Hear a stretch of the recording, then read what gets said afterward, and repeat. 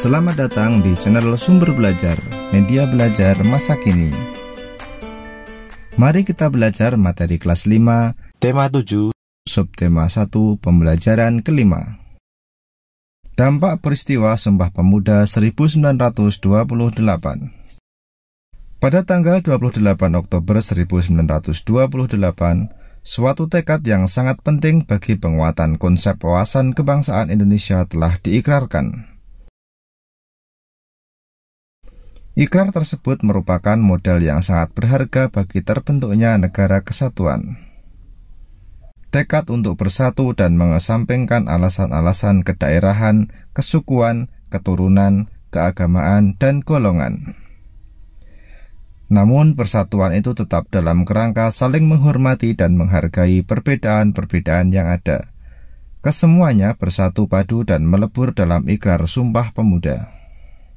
Sejak peristiwa Sumpah Pemuda 1928, dunia dikejutkan oleh kemampuan dan kebulatan tekad bangsa Indonesia untuk bersatu padu dalam sebuah ikatan kebangsaan. Pengaruhnya pun sangat besar bagi organisasi pergerakan.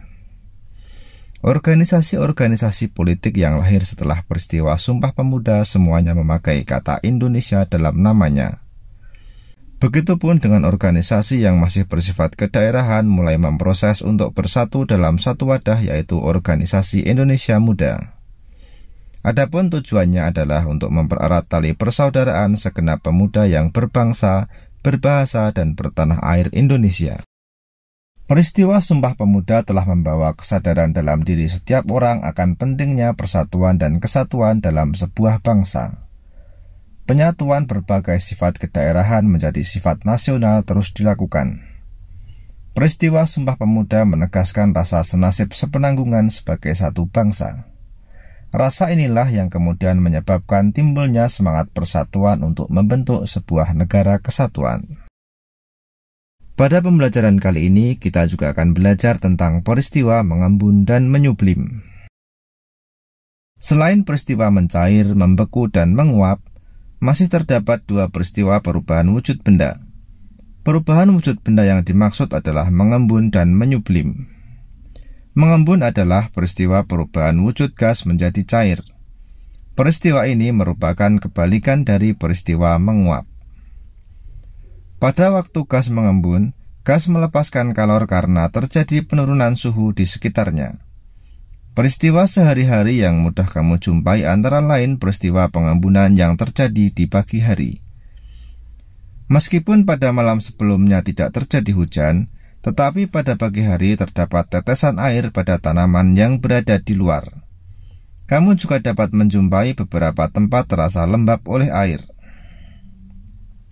Peristiwa mengembun ini terjadi karena uap air dalam udara menyentuh permukaan seperti permukaan daun atau permukaan yang lainnya. Menyublim merupakan peristiwa perubahan wujud zat padat menjadi gas. Mengkristal adalah perubahan wujud gas menjadi padat. Peristiwa lenyapnya kapur barus yang diletakkan di dalam lemari sering dijadikan contoh peristiwa menyublim.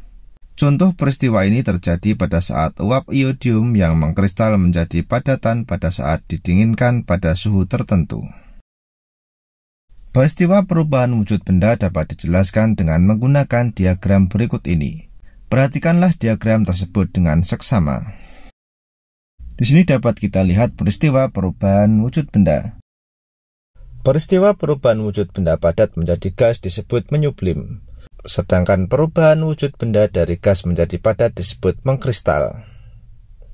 Perubahan wujud dari benda gas menjadi benda cair disebut mengembun.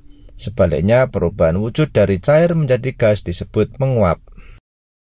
Peristiwa perubahan wujud benda padat menjadi cair disebut mencair, sedangkan peristiwa perubahan wujud benda cair menjadi padat disebut membeku. Demikian penjelasan dari kami. Jangan lupa like, share, dan subscribe channel Sumber Belajar. Terima kasih.